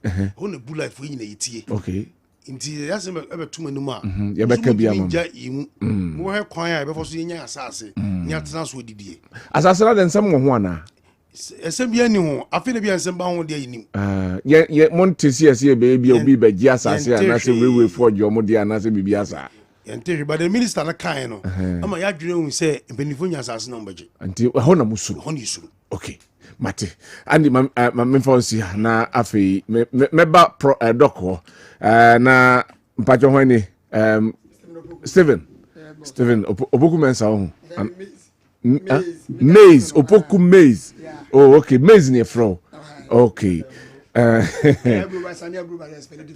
okay opoku mami too hosem but you bet me blame mo so mo bio because e bae na nka bia kwam da ho no ma san ka mo timi wura ho koye yi e bia onu bi su ba na so de stretch be bo oh minu anu nti ma kwa na so fa bo ha ba sem bae e hyase o ba bi ba ko ene ne ye kan stores a hundreds ni e chiri ena akwa akwhye me bo a ma minti asem a o pese woka okay de tiene se e ho no na e table so o mo de man se temporary structure ye ntena ho no na ye mfenidi na emepemu no bibi ho mo ne betena se na yaka but ya hwe obi ama obi no mo meka hwe obi ne meka hwe musu mo tu ho na mo ana musu mo enye ye nti musu mate ada se mo so ma ye nti musu mate ada oh okay se na se ashina o mo ka se mo 3 years no na se ye drinks he enam so ba se no ye ntena o mepemu ne beka no sa me ne me pa na duru eno mbe so mo ne be free ensem nti mo de musuro nyina na se 3 years no kire se o meje free mu nsem good because boss Crawford market bu ya che o yes yenye omo ko hiva central market bu so now eti ye no yesi betima ye ade se government support on farmer support ye okay sa na ye pe no as omo be ye de ama ye de ye ko so mo ye wi a but be se benya bi nze I see musuro no enti ale na jwada mon confirm plans nkoto na nim say well mo be ye be boa mo amasi na emom say kwan plans na mbefa so no ye nimu nyina etena se na ya hwe se be ya se be yesi woni semu a ye ni nyaw na moni asem na asem suru mo yem hyehye mo dodo yeah it's true because they young boys na woni benefit ko shia nimu technical know how bia oh okay ade be chena ba se esi aje ho a ono wane kokon ni obi ani ntokwa se be da Kessben from kemai all right but that's mamenko nyame chekwa nyame oso ana mamre oba no ama chedi am se kokko na boniti nchese ne ni abre nyame choma miti wanza e ba cho meso e frame Kwabena nyame che de do na nim ni e server ba cho dem so mo kan say ye she Krufru market na ye she Kate afesu no na ye she other market na Krufru market na me Krufru na ye wo me tete me na me ne ma me wo shop Krufru ma up to date ombaye no ye free Krufru no me ma me up to now to face otonsu obi anim se ma me si kone anti cover Krufru otonsu ena kakra na me de ba blue light ti ba blue light no na me adom ese ho na me de bi hwe me ma me de bi hwe me ma enti no minister beka asewe che say audit 3 years bisi no me o kan no ma me yem hwe me because Krufru market on ba be no me ka che me ma me say on the be 8 months na ba be but 8 months no 12 years ni e 14 13 years ni ena empenifo no me nju obi andi menye politics wa sei onyu obi ani nju obi andi enti de me betime to me ne de de some will be di boy ya fa plan mla ya betwa ya de ye be akọ say loan yes ye konye ya de a ye hia ommo a because ommo no me to me ne de ye discount mom kombedi sam me to me ne ye discount so mom so bedi sam because sana gidie na hwehwe akodu me ba cho me nyam pipi ni me nyam dis ni me Ghana ni me Ghana ni me nkwa na me nkwa de si hia ne say both MPP NDC Krufru market ona no me ma me didi o me ma no ton latesem na ana so akoye adwuma won ba yesi na de na free me ma me nsa o de ase aso na kakra na didi a me didi hwe me ma me on person no so be free so me person no so be free nsa and they say no they some yen say omo bi omo meta yachi yeah be say e table so table so need to do time say omo the omo plant ne ba na e table na free on because you say table so ada na monhwe say mo plants no mo nka ho nsem mum na instead of table ya na ko fan nsem ba the ten say ba shoma mame an say the ten say si table ni so no ma obi ani ni stand and the table ni so no mo dem ye ready na mo ba mo ya ha say wi a mo wi a mo dem mo say this side one side na mo ya mo wi na mo nie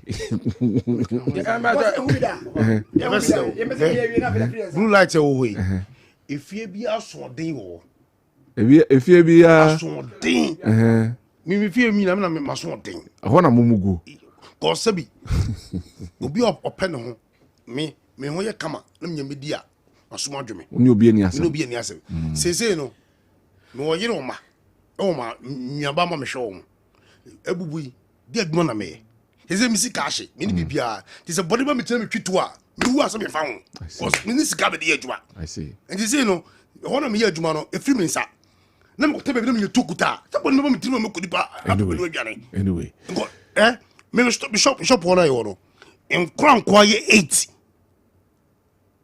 blue light on be yeah more than 500,000 outside and go on you just on cry if is a bepe stop ba kubo ni pa 12 na wo of what I say the slapping a bank kreti hwe adwuma bia ma yen ye de adwena kreti adwuma ana se bi ye nti ye sempani fo no eni diam na obuo mu ye mpese be ya ban sem bi o mo nwene Ghana ho all right mate memra aye ama ho ama mamentio finally na yebedi akiri adwada said the mobile bana dwada me de me person kam beko regional minister ho na nkomo bia mun na kwakodi maka ho ha de omutie ombetemonka but officially mun pempanyifo na mun kone ho na mun ni kodi nkomo ama mentio ama mamentio mira me de masem tietia ne se mesre otekoko so mesre yewura na darumenti ne yete baabi nkuta nkura miensa eye menko a nyesu obi ka me ho na mehwe nkura no eho na medidi eho na menya bitua nkura ni school fees enti na daruma yesre no ote kokoso nti ne yete baabi asasi wura yesre wo nananom yi baabi atifi adrui yentimi sebe mpredua sama no fuma odefo fa cheme yentimi nni mema nkobo adagya mfa hwe nkola emmoa ye nana eho ne yetididie wona wo ka bia ewom wo ka se hoseya obi ani bibia kana na yesrew na ye ni ba bia fa nana woni ani da so woni e mampanyini moni e da mo se de tashama da abodwe ekurawura ye ni da wo so yesrew beka bi ma ye nana ye ni obia de asem we kwada no te kokoso yesrew ba bia tifi adure bibia ni we betimi aye bia ma na ye ade a kyen ato saa mle minim de ekina kura me ne mema ye bedie eho ahye pin kura ma mfa bi pin kura ma mfa bi mesro yewura ekurawura woni mani da wanim all right mesro wo bebre nana wanye ya ye ni boafo enya menko a o apata ba ko nipa bese 15 ni egum nipa ne bana so anya bibia nta ohwehwe so obeku obi foforo apata ba kwaji kakra bi a obenya bia nwumro de befa ka kofi odi bedidi na se nipa we nya babo asesa wo kumase krodua mu a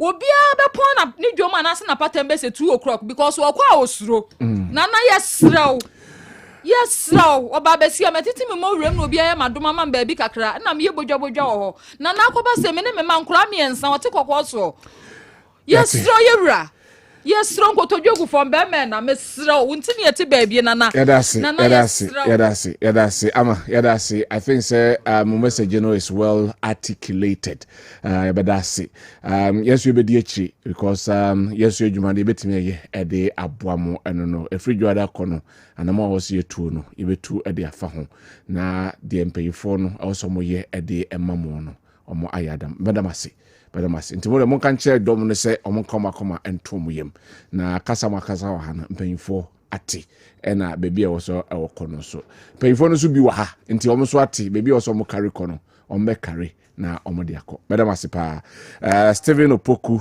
Miss Andy Obeng Amachi na Kwabena Nyameche na wote omon kan to hwe screen so a we eye edwadifo e wo blue light eno mabesam we ye Kessben FM animo ena omabesam ho enne anwumre ya omo ede womo ehaw ede eba abeto yen anim areho Arrow, just quick comment around that for you move on to the next one. Okay.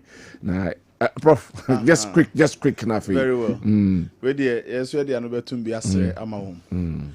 3 years, minister ka. But in the meantime, no, what will be the arrangement while we wait for the 3 years? Yeah. Because it doesn't mean if it's your chinako and nasa and no. Plan B ne omo Ghana higher response. I not move for. Inti mean share. Mpenimfo inu mabusuafo bosome ba akokra omu budget nyina besa enti we must find a way of allowing them to go and do their work. Just say me the margin mu no still omu temporary measures na umbe puti up in structure na umbe ye no it should be under the supervision of expert planner electricity company funds on ka ho so musi dum so a maybe omu anum koye connections bi ne ma ekopa ye. And I think that should be the best way out. And after all, that is all they are requesting from the minister. And the minister said, no, provide the needed guidance, provide the needed experts. No mumbo na in their reorganization, we're organizing it better. Now, within the 3 years, what we can do to put permanent solution in place. Prof, Dr. Mamiti, I think right away, me send it to minister say on watch It's a very sad development, but main who do brief of what the minister said. But I think the minister kind of should be put in context. Yeah. Say I hear anyone say you be see no permanently. But while I did no, the immediately say when you follow and say nyame ya do madwada minister or very open door policy. Na because you need baby akọ. Baby no de we de ya kuro no na ye president. Enti ye de ya abasa akọ no. Omuntu mpanyimfo no mon minister na so. Na omonti ase say say de omuka say omu kire say asase ne kra no omu de omu transit permanent temporarily. Say ne be ya minister nso o abadaye. Ene Yewura John Dramani Mahama na ban yi no abadaye no ewo ho. Ti ene omu nso betima tena se. Na nhyehyɛ bi e obi ya no mempese ye be hu anase ye mpese ye be hu nso be bɔ no all structure ne bio. Say na be nyame mfasa ama bibi kokosia na asa akoba se baby ande ye ho ne no an ye san de aba ba adesre omonko minister ho nyame adoma adwada na me ankasa banada bia so went me adwada kra e banada ankasa me house na etimi minister akasa na minister so be or listen here obetie na etimi ameki arrangement maybe I come let me tell you briefly now you move on to way me just say and for the kind of Kasana, asem no yasem asepim. Now, these are some of the national security issues. We a very high threat to our national security. Only go area or no raha, you will have thousands of people there, and you see the devil finds work for either hand. Any pan in your maybe a come the nipa man must eat. Adwene bia bantim boni bia bantim man okwakoye etisa omo ankasa efa kwan bi so no omo atimi eye omo adwuma kakra atimi ekoba up and down no. We should not be seen to be depriving them of that opportunity. Asase no railway for asase railway for no so company ne kura railway no is no more. Na ebenya train kura ya adwuma bi mu in the modern system of train transporting no and yet krum ha ne dey beto maybe to be at the outskirts of the so a horn woman hwe no more release ma woman as early as possible na woman ye and then I agree with prof say yempe experts no mo woman na experts na obabo woman no intimi ma a horn demarcation no enye proper said the be ya omo be wie no na e kwan de them easy accessibility and all that ni factor all these measures are at least say BBC a ye betimi akoye eho yie kakra na say yetisa Zama so ma kan nyina de omu nyina na yakan all right say enyom na share that ma dey see a sign abetu na co create this problem amawom die nyina na say kan bom de hwe kwa be fa so a ebetimi amom so ho adwo mu kakra all right na emu ho adwom so na ye hwe ekwa be fa so a ebe ma ehɔ no so etimi aye such a way say enquire disadvantage to other stakeholders because ye bo umodi anu ba ye se bo oman so japade ne oman ne ma nyina ho ba di ye kan mi nu nyina bo mu a ye se obi ad na adwene ba omu a omusi dan omu ye dan ho dwuma na nyina no nyina fo ma dwene bra na omu nyina so na manim ya omu nye bibi kakre ma omu na kire bi no ombezo mi bibi a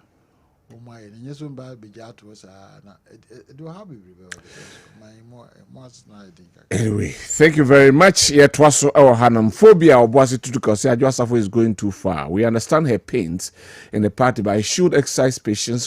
Okay, phobia Tutuka, a dear no. Security, good evening. And Amadinaho Timude Ehene. Nana Bwaje listening from Asante Achimfidium. Mr. President, please, let's have one district, one fire tender and stop pretending as if he cares. Nanado brought one district, one ambulance. So a simple example to follow. Let's think far in this country. Oh no, dear, no. We say, KOD, have you now realized why fire service workers are beaten many times? They will drive from their service stations without water to fire scenes. I'm saddened by this. Yes, it shouldn't be encouraged. Yes, yeah. Fire hydrant. Hydrant. How many of them have water reserves? I called the fire officer myself on a cell phone. Now, baby, na me didi or baby. Na who say jato ho na me frere boss na mo directly. And it took them less than 5 minutes. No do. The guy started attacking the tender. And almost tender. Because I'm about the same situation. And those people now who attack tender now are done. You are not the owner of the property. But without holding brief for the fire people. Because the minister bufo fu any no cry one country. But in terms of more car and issue, no much say as a standard operating procedure, no, there must always be an initial car. Block. Yeah. But I think maybe I'm not holding brief for the fire people. And it's be a car be a basi ho na enu si wona be ensuo ni mu a.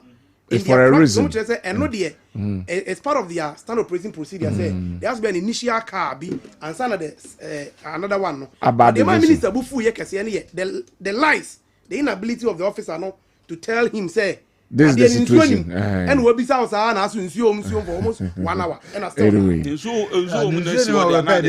I said they use it as a barricade. Anyway, good evening, sir. Oh, Ghana, always markets are burning. God help Mother Ghana. A year from Pedu Estate, Cape Coast, and Oduwe by. KOD, this is selective response from the party. Was the party did the party have disciplinary committee when Kennedy Japan was venting his plea? What about Eugene Boachientri, Osei Chimensa Bonsu, Miracles of Boache, and Adumako Barefoot? Let's stall. If their party failed to address its challenges when it was necessary, they should spare us a breath this time. I remember how official MPP communicators treated this woman, Ajwasafo, during the last elections. They should allow the woman to voice out. Sir Kabis, I new Edubiasi and Oduwe by Mampeke 1 or 2 na fe Yemra. Good evening, though politicians and ECG, the blame should go to Kumasi Metropolitan Town Planning Officers for allowing these buildings to be constructed without giving spaces where vehicles can pass. If the buildings have underpass like old Central Market building where it has a space leading to Bode, Mike Aprade, Ewokumasi, and Oduwe Abrain. The drones, helicopters should be brought in to help Ghana in case of fire outbreaks. Good evening, Uncle Kodi. More fire on to save Ghana. All right, so that is right. Me move on. The rest of the topics I'll pick them en block. Nafi, I discuss as and when your interest, where your interests lie. Yeah, share and the rates of a National Security Operative on for instance, formal appointees of the SWILE MPP government. Now, Afiahre Adra Safo's venting of Niamey Nise Wakaho and some said the MPP for Kanei Nra Omo Ede Land Cruisers Ekosi ne kwano se manimpi kura na wako akoye kasana or can yenhwe ho sem. Lawyer, Mama say free ho. Any pick you want to take it. Take. Ma, the first issue with respect to the rates and the abundance about you see, this is showmanship. Should it continue? And that is what exactly. Should it continue? You see, and that is the problem we have as a country. Going forward, it has happened across the region. Ubia victim of but political class no you the way Japan ya 4 years and the next 4 years you will come here and cry. And I said the other year amount for no and I'm telling you Japan should be aware. Say after 4 years he will go through the cycle. The whole year 4 years to come or go even worse than this. And I can assure him. You see, on mine the air drone. I see who you see I am matured. In every civilized society, democratic dispensation, we don't do things as if we are staging coup and no be able to me now. No. You went through the post, the people have given you mandate, and you work with authority and not power. You should understand these things. These are so basics. Say you have a legitimacy, you have authority, and authority no. Ni nyina ho odi ni nyina ni your constitution no. Your constitution nka wo ba bia say obetimi akobi fie na Rambo style ne. So much warrant. So obukuta warrant. So they have a search warrant. The search warrant determines how you should conduct the search. That is the professionalism, the profession you attach to the work you're doing. What till consolate you obetimi aka bibia. You are at liberty to say anything. Why don't you say everything? Say there are certain things you censure it. At times if you cranka but because of your profession, of your integrity, won't so break. Na Bible can say wadi nyina ho kwan nyina na fataye no. Enye ni bibia outside ayo. You should understand say who to me say o sechi obi a even obi a wadi ewu. Court of competent jurisdiction. Or open defense, he has been proven to be guilty of the offense. You're sentencing it to death. Do you know how you treat the person? You treat the person with dignity. As human being. Yes, you're condemning until you just do anything to the person. And then you don't do that. You treat the person with dignity as human being. Nanya will be our suspected sheer suspicion that the person has committed offense or the person is alleged to have committed offense. Now kono kuta a two near unit said the wokako. A sheer cowardice move a nipa no wankasa no unimu die papa bia. Because if you say oh yes I say inferiority complex.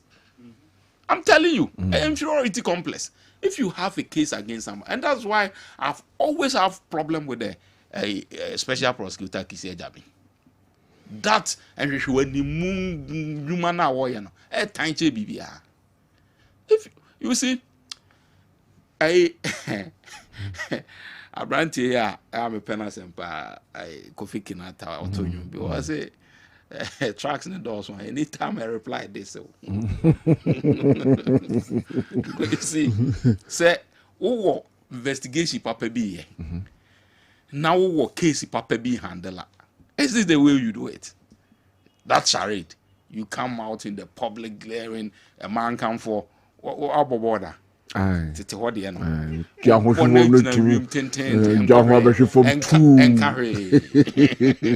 carry and Now money bodies ye a man come for. Now we a fugitive, we a wine and then the how on earth in every civilized society there are high profile cases or call other jurisdiction they handle. Won't take one sem down until you hear conviction. Won't take one sem down. Ding. You go to the court and there is serious business argument, making legal argument in defense or in against. Then you realize that these people mean business. A honor will come was them will can actually say would be man I would for. But here is the case. Now what is so unique? At the end, a broswa say I see a timiko had this in fear. Now with this this kind of euphoria near koho gidi yakututu I mean I can't at the end of the day the intelligence they got was that whatever goes on at the Bank and of even Ghana, if that is the case and you want to disconnect it, you don't go with that. You go to court, you secure a warrant, then you ask for a specific performance. Court beat me and share and say, Papa,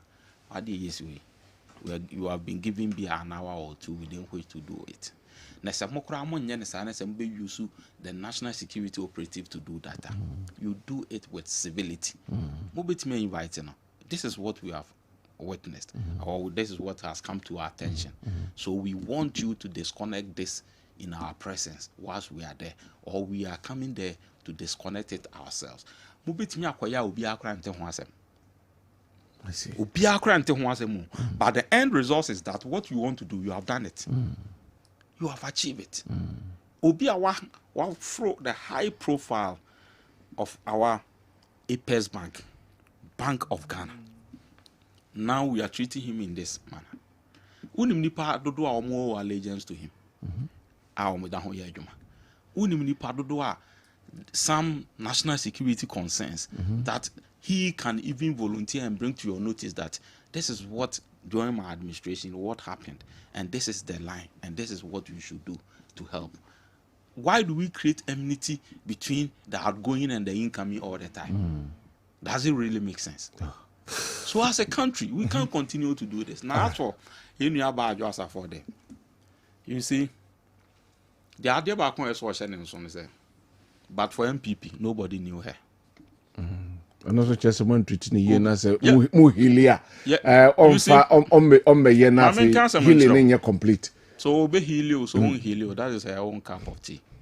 But during the days that she was leader of the party, she was Minister of State. We did not hear these nonsense. We didn't hear from her.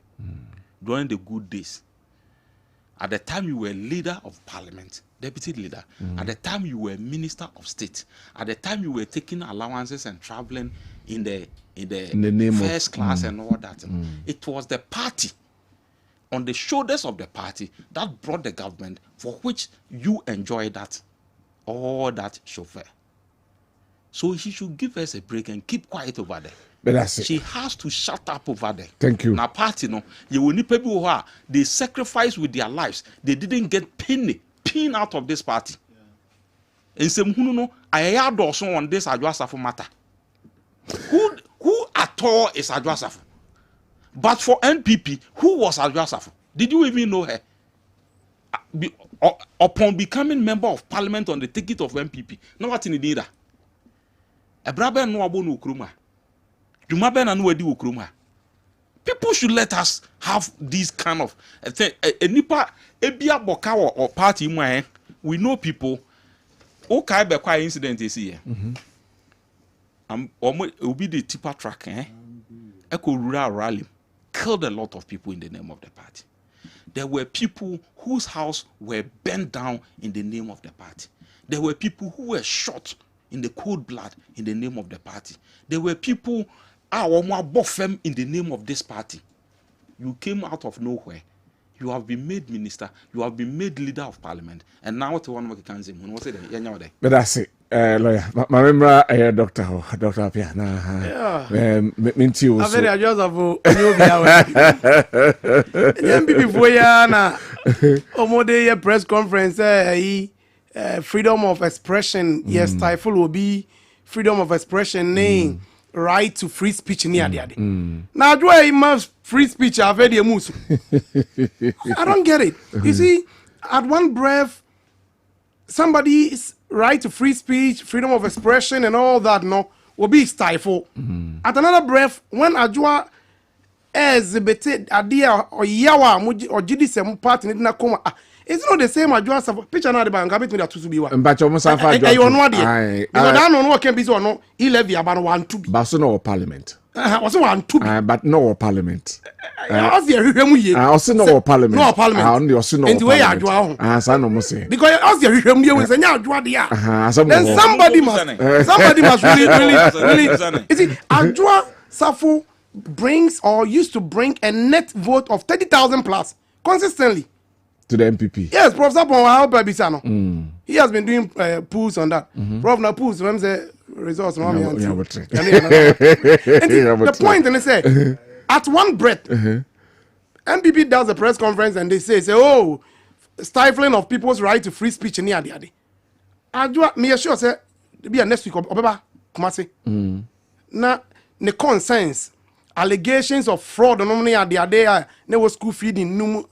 So many age class break my invite and say omra me boyen near hwehwem the hard when say nipa no level allegation no nipa no we free munti no ebema asem na ye. So do you now see the essence in not making those comments? And comments in the also make it say there you say the asha akomamu ma no free so what's say don't just address you mami ko kasa mse na mo ha o kasa na mo ha man kasa senior let me talk mami kasa o kasa me and the point I make can say mo ma adwo akwan na adwo anye dai ade ahye na koma ma no won ka so na Ghana fo hunu enya za muntimi heal o muntimi say na healing regrouping the and muntimi regroup o because we need a very competitive opposition. Yem pese bi opposition onye na say opposition is very competitive. But ohene and the adwo de end mo man kwan yambo next week we invite no and man bebre won bo no mehwie mu na ye huru kwan MPP for fast nya 41 and 38% 41 point something no na ye mehunu adwo say mu to mu mpe wo no what Dr. Baumia obe make sure say Dr. Baumia na ba enti mu amadwen yam somebody obi fufuro bari bia no she's going to fight it anyway. But back to the other issue of national security. We'll be somewhere with all fairness. When you introduce a political class, you initial lesson. I agree in principle. But only my dear be what we are saying. So we'll be boasum. Okay? Because also what me one. Na ebre be do na se utimi na so wa mo na sum ni bi no wa hu se be obo asum no. Na asum bo na ya. Onya kwanya bi wa. Oba bɔ ne mpire no so nti ebede ne agya sa so mo no enti obo asum no bona sum bi afi na ateka ne atena se aka se wo bɔ masum so bɔ so ateka nti yenko yanim nti mutime esa the political class can you do that? Professor Mills set the tone. Professor Mills by or set the tone no you see here we thought Nadu would have continued with the tone now. Professor Mills, he set the tone of this vindictiveness, this where or the yemfanya. In fact, the MP NDC for be brave fool. So I then that Rambo style the same. I see there be me pass some year. Yes, show man. And names and Canado man penny another bay. This no and can Sana Professor Mills try no. Do you know that even this is almost stay for almost I think for 4 months or 5 months. 6 months. 6 months. Yeah. Now do you know when he sacked them? 11th of January. Check the records. Palm straight up. Your mama saki we no knife. Sir, the sana mucha no. Enti no opening the Bank of Ghana governor. I think sir the allegation they say now are bagging into the Bank of Ghana send be ekoswa. Opening wa bobra aye wa boa dwumedie de obetima ye no wa ye. Enti se me kra me na me nyini se bibi sa ne be hia se hwe honorable Inusa Fuseni lands and natural resource ono an personal office o ɛna wɔde ɔno ara ne bagging machine ball na kunya akyi o free hɔ no ɛrefie so one deactivate deɛ ne ɛka kyerɛ no kurom a sɛ wɔde spy ayi in fact ɔbɛpa akyɛw koraa kyerɛ sɛ ɛyɛ ɛkyerɛ Ghana for so ɔno ara na de ball na yɛ na yi a wɔde surveillance. So can this one also be say on also referee na akwakosi ni sa? Meba me ka be asem so. Ono ye just one. Honorable Akuritinga Ayini. Without even a search warrant. Anybody not search warrant in the MPP went into his house, took his laptop, took his phones, and even sent the phone outside the country to go and screen it. What happened? Not him alone. Honorable John Jenapo. The same thing was done to him. Entiminia advice ni consultancy service ni counsel and what they may know. Sabrina, those counsels were not needed at the time. My point is that Senanya Sabrina and then Senanya. Ni be who say nenya only when I yedi be dini pana. Or yes, I know. And this article in the end. I said, why you been on so you been to be a article. There was a search warrant. When him say, in every situation of them, because there are some people who are all of them. No, the Attorney General has come categorically. All of them. Which how many incidents? Friends, Governor wants them near King, and our opinion chain war airport. On Podia, Deputy Attorney General Aqua say, how are they doing? I'm confirms. Oh, aha, actually, BBI will be no, you access to our lawyer. In the time NDC Breno even getting access to those lawyer can a problem. In fact, Samson Ladia it's on record this morning to have said he was a client to one of the he was denied access to the client. The question is Obiabu asumenra and neunya abre no sounds born asumbi no wa mo na sumbi e be de wa hunu say asum no bo wenra no na ya but I say thank you very much and you we trim you we trim obo masumenra mo bo asumbi na enti wo kira obi amonu yonko asum yanku yanim ye di awchina ya so bo be saba prof ma binti nieme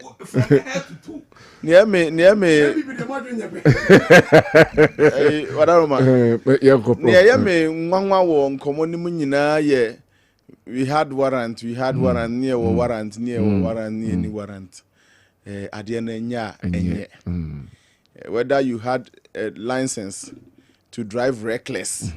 Okay. We get it. Whether we have license. The recklessness of the driving. That's the issue. Okay. And whether you had license F. And I mean, a senior driver, then they say that act is reckless. Okay. Wadaroma, momi anyintum na yenyi na yenim ne ye Bible class ne onim papa. Wanyo. Ne wanya no. Eye bone ma no. Enti wadaroma, enya enye. Me that has been my position on this matter. Mate mpanimfo no bi no mu a sisi ekra de sa bargain no efi na abeka ho the first person I met in nka no say ono ankasa kra no as a person o dozia e wo pani adesen ho a ebetimi am ya jailing within 1 week. Talks like that is unnecessary. If you have dozier, you know where to go with your dozier. Obi so say na ono wakakotena se akotwa sika wa nye parliamentary approval. I mean, is all these the reasons why as a armed men able run if yana as well?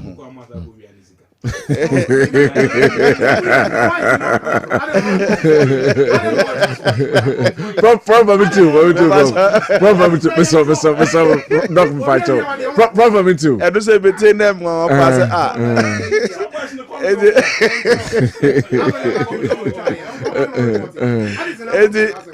Maybe scandal crane one scandal in person no matter. I think say going forward no Kwabena going forward Adaroma mama yensha nenso say abano ya to awie. The 4 years is counting down. Yeah. The 4 years is counting down. Adebia o ye in the political environment bia no ma vote maintain etimeti vote so and etimeti vote be count vote each day all you have to do is to assess each day and say nyame ye no ayeden In fact, NDC crowd here getting to the election, I admire them for one thing. They had a political desk.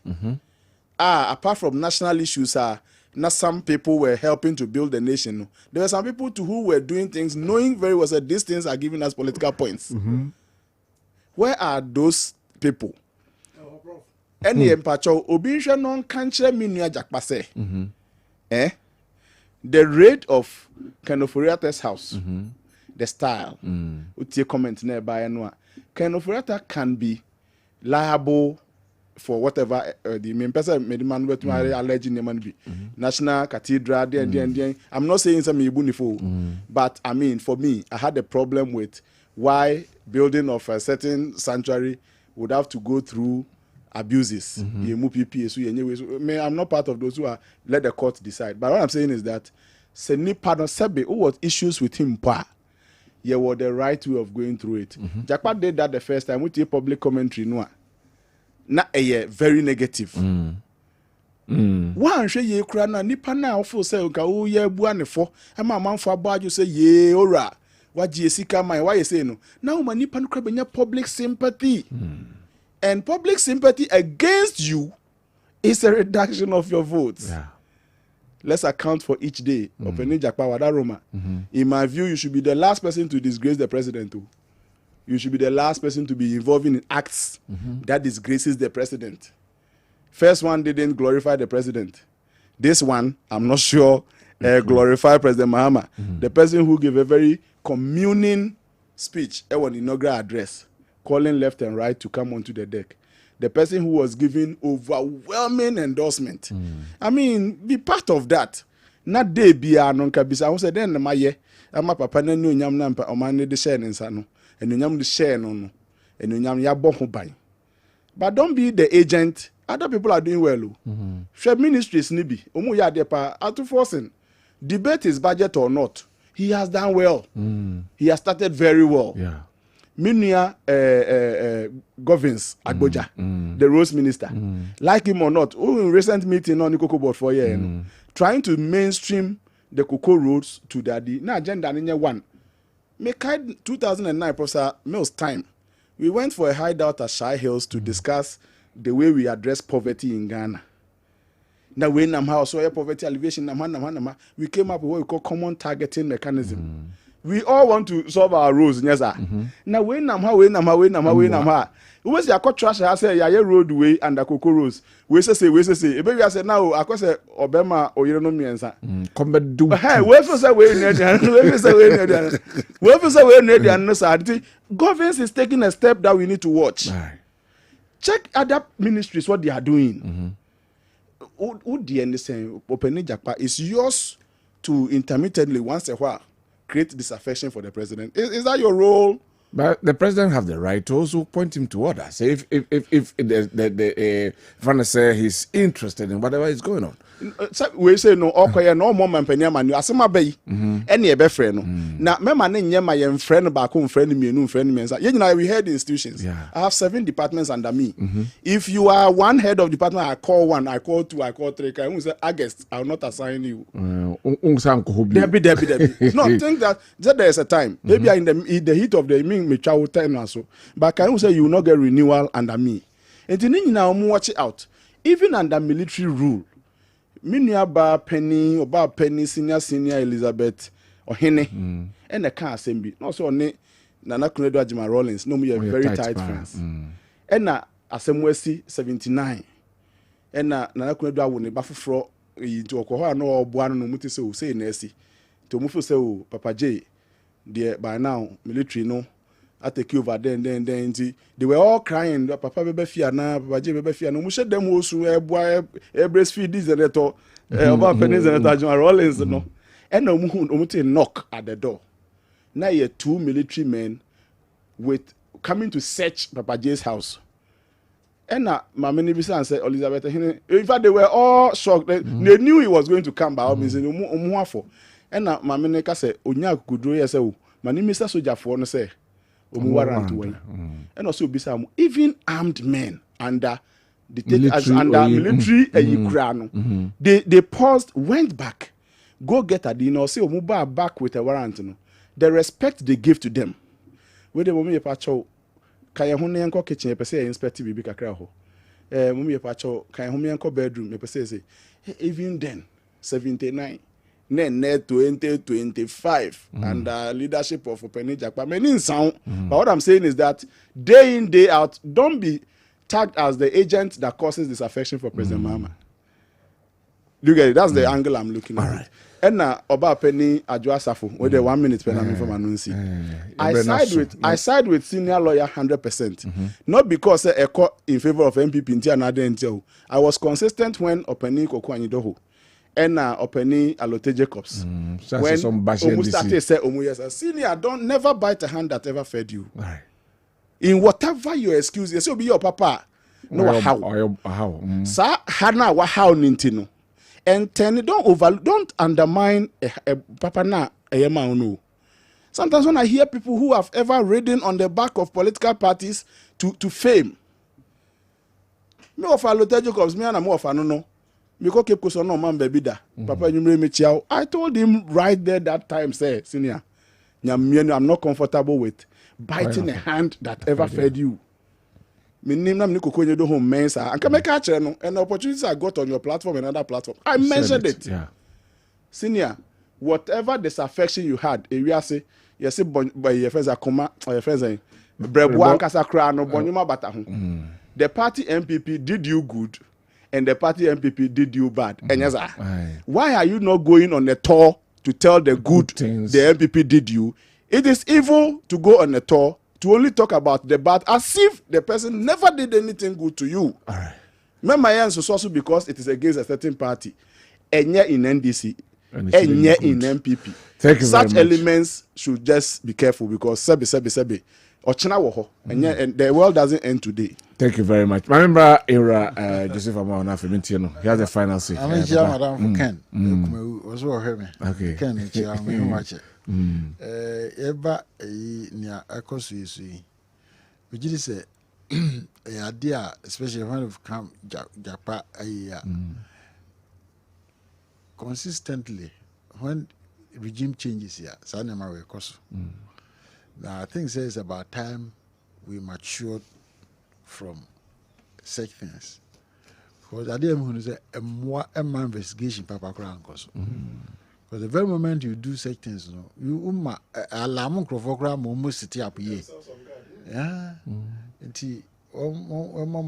because you know, such be out here, you be a suban fast one more mining in a subsets will be a USK. Now, for such a no Kunians and Casicano, and fast will be ama.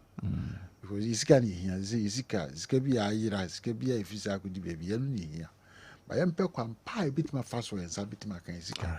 Didn't be around of mine. All right. That's very. I just suffer, dear.